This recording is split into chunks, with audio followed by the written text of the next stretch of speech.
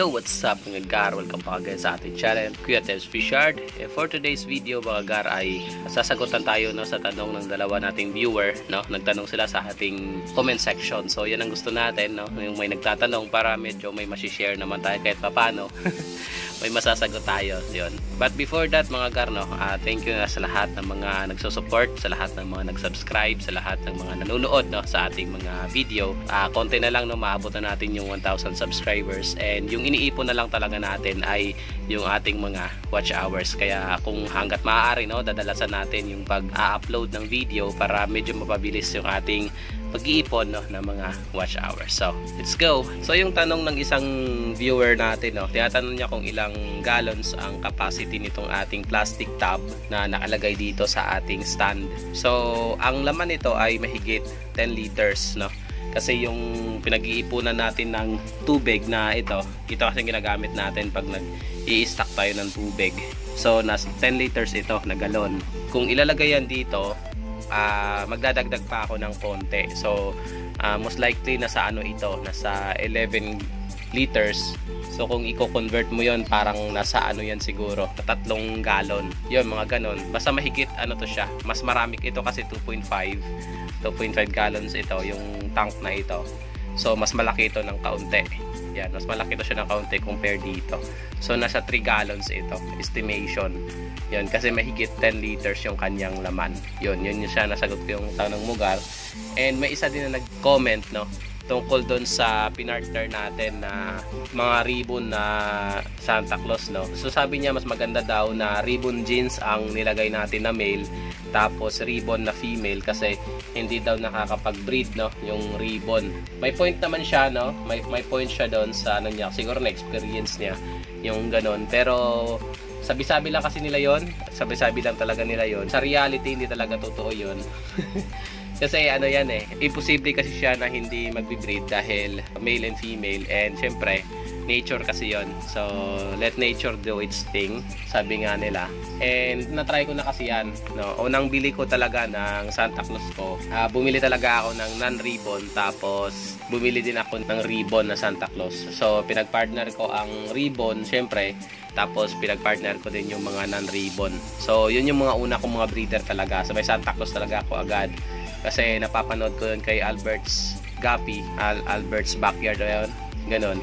Ang nagagandahan kasi ako sa kanya Santa Claus. Kasi ang problema, hindi ako naka-order sa kanya dahil medyo mahirap umorder sa kanya, Siguro dahil sa dami ng kanyang mga customer, hindi ka agad-agad nare-replyan. Maabot ng ilang araw bago kanya replyan. So hindi ako nakatuloy sa kanya. So may nakuhanan ako sa Laguna na Santa Claus din, tapos yung Santa Claus na ribbon. So pinag-partner ko yung ribbon kasi binigay niya sa akin noon is din naman, nasa nasa Juby. So papalakihin mo muna tapos saka mo i-breed. Hindi ko yun nilagyan ng non-ribbon. Ang nilagay ko talaga na male is ribbon. So nakapag-breed naman ako successful. Tapos sa mga non-ribbon ko, yun yung mabilis dumami. Yun.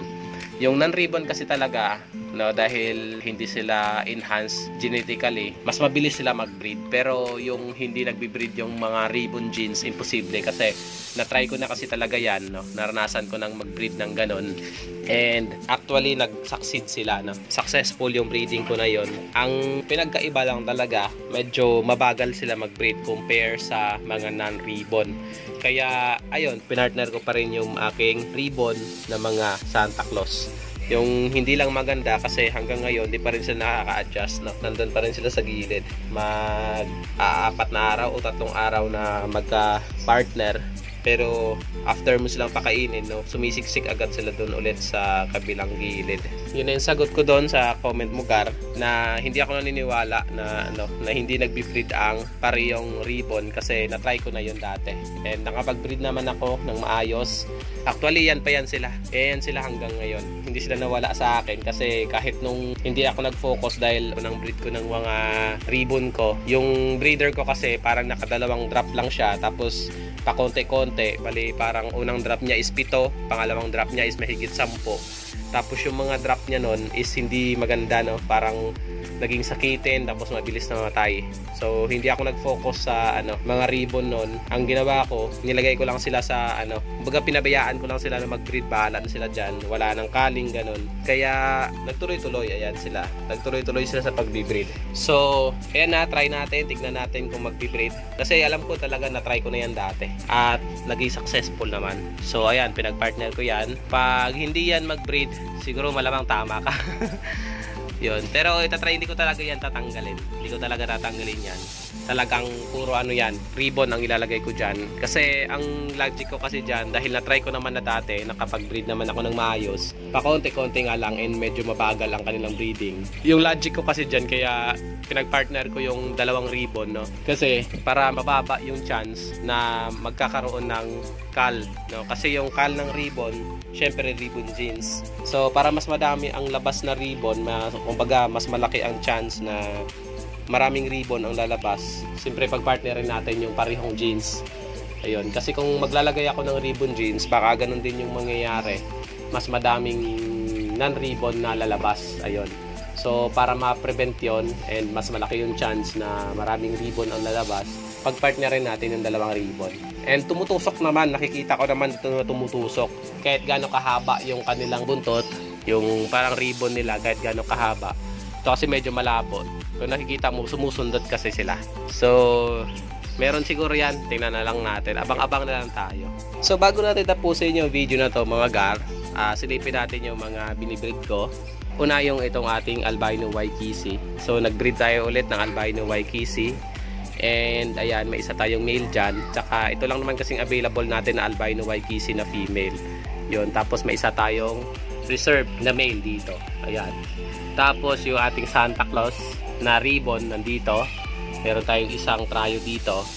Tapos meron din tayong isang tryo dito na Santa Claus ribbon. Andun siya sa dulo, nagtatago. Tapos yung bago natin, itong AFR Blue Ear. Yan, bago natin to. Tapos itong Silverado Emerald Double Tail. Actually, buntis na yung dalawa. At saka ang laki na ng tiyan ng isa. Kasi nung binigay ito sa akin, nasundot na to. Tapos ayan, buntis na siya. Nung dumating yan dito, maliit pa yung tiyan yan. Ngayon lumalaki na. And yung aking mga AFR Blue Ear, parang nasundot na rin, pero hindi pa ganun kalaki yung kanilang tiyan. Tapos ito, yung ating ABT. Alam ko female talaga siya. Pagtato ko female talaga. Ayan. Siguro maano lang siya, aggressive lang siya masyado.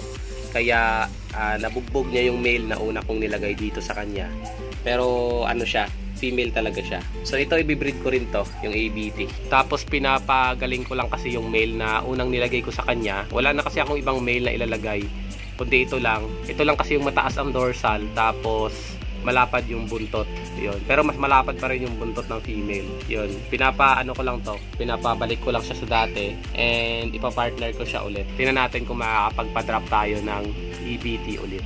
Yun. Kasi ito lang yung chance natin sa ABT. Yun na tayo ibang breeder.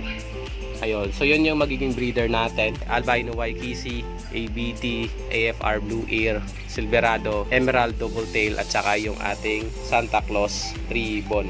Yun yung mga breeder natin mga gar. So next video natin, mag-share tayo ng mga kung paano tayo mag-breed, ano yung mga breeding technique natin. Yun, kung paano tayo nagpapasuccess ng ating mga breeding. And syempre tips na rin yon para sa mga bago, sa mga nag-a-aspire na maging breeder. Actually mabilis lang naman talaga magbe-breed ng gapi. Depende lang talaga yon sa situation and depende sa iyong capacity ng iyong barracks. Ayun. So hanggang dito na lang yung ating video mga gar. Kung nakaabot ka sa part na to, huwag mo sanang kalimutang i-subscribe, i-like, and pwede rin i-share, and i-open yung notification bell para maging updated ka sa mga susunod nating mga video. Hanggang dito na lang mga gar, hanggang sa muli, ito yung Kuya Tens na nagsasabing to God be the glory.